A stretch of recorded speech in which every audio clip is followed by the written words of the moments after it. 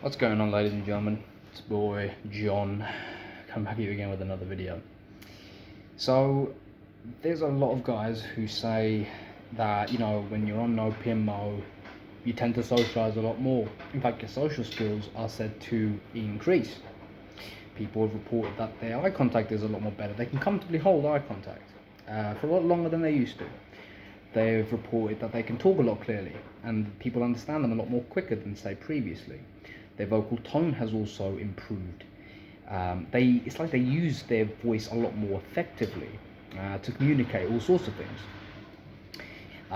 Their social responses have changed. Like, they kind of know how to respond in a social situation without, awkwardness, or social awkwardness is something that's never going to go away because there are all these rules which a lot of people aren't aware of, or people are aware of, but they don't know how to really engage with them. So you just know how to handle yourself in situations a lot better. Yeah, these are all things that people have talked about. It's all anecdotal evidence, right? It's not written down, but if a lot of people report the same thing, you can make some sort of analysis, and you can look at that and discern and really see what's going on. So with this increase in social ability, or socializing in general, there's a lot of people that also say, and when I say there's a lot of people, I mean the main no PMO kind of advocates, people that you can follow, maybe mentor, or they can mentor you. They advocate to socialize and to use these social skills that you have generated or learned implicitly, maybe, because I don't think no PMO is magic. I think it makes a lot of sense as to how the benefits have compounded over time.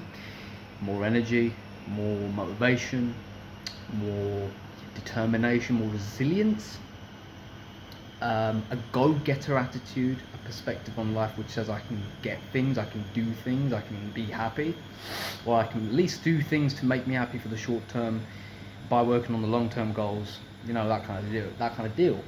So anyway, more energy means more things to learn and do, basically. Now, I have found that happiness and socializing are one of the two things. And when I say socializing, I don't just mean parties, I don't just mean girls, I don't just mean that, I mean all aspects of socializing, which means getting to know guys and girls, getting better with both genders, and knowing how to deal with both genders. There is a subtle difference between how you talk to girls and how you talk to guys, mainly when you like a girl, but that's really it. And it's not anything that's separate from socializing in its own sense. Okay, it's not really anything different. You need to know how to talk you need to know how to talk to the girl. You need to know how to listen. You need to know how to respond effectively, and just take all these things into consideration. But that's about it. But it's a social skill in and of itself. It's a social skill, and socializing is fun.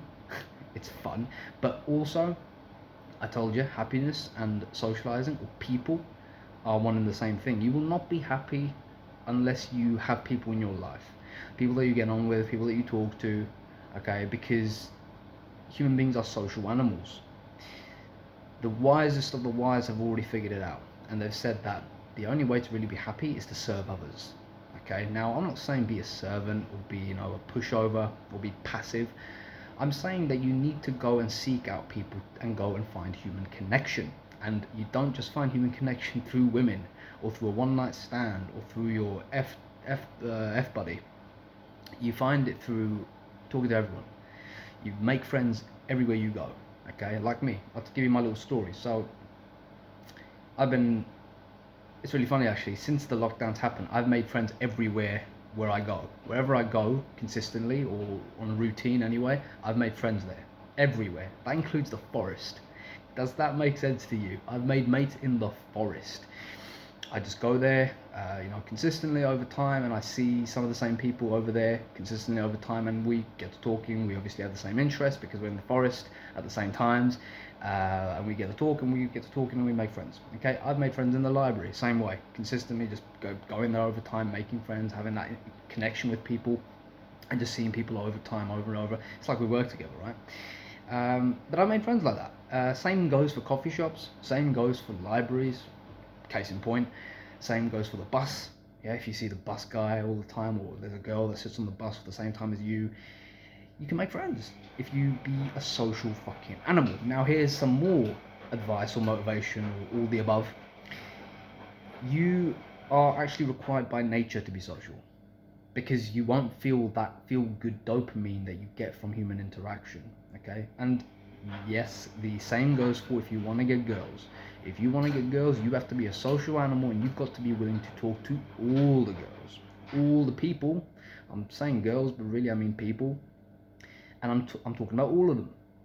The fat, the old, the young, the ugly, all of them. You've got to talk to all of them, and you've got to be a good person to all of them, and have genuine interests with each person. Okay, because yes, I know it can be hard to separate desires and from that, but you've got to learn to temper it. You've got to learn to temper it and keep it to yourself, and just understand that when you find that person who has that connection with you on that level, things will unfold by themselves. You won't really need to do much. You just need to put yourself out there.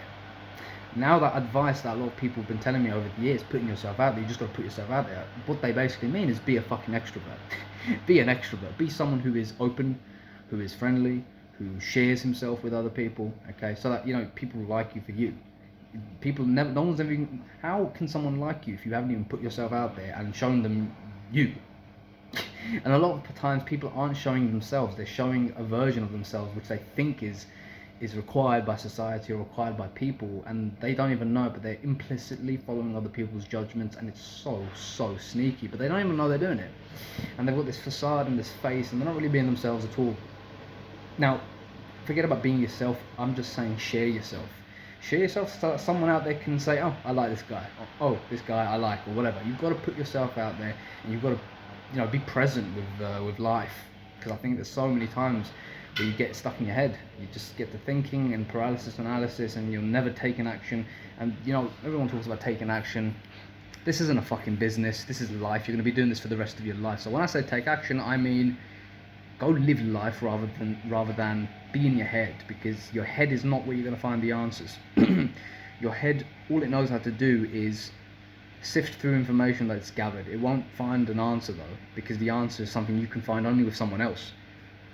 It's a bit like, again, I can give you loads of examples when I didn't know the answer to something, or I thought I knew the answer to something, but then when I spoke to someone and had the discussion with them, just through the interaction, they've given me another perspective or an idea, or they've said something in a certain way, which then later on when I've reflected on, I'm like, fuck, that's a new way of looking at the thing. I've never seen a thing that way before. When you learn and you grow that way. But when you get stuck in your head and you stay at home and you're an introvert all day and every day, you get stuck in the world of ideas and your own ideas, which are the worst. Okay, which are the worst, because you're not even using them for anything productive. You're using them to find some solution in your head, which you're never going to find, because you need other people. You need that extroverted version or that extroverted function of yours to be used in the reality, okay, or in reality, not in the reality. So yeah, the importance of socializing. Now I'll make a philosophical video about socializing in the future, but that's thinking about thinking, isn't it? So I won't do that today, but for practical purposes, socialize, fucking socialize. It's your duty, man. It's your duty. Do it.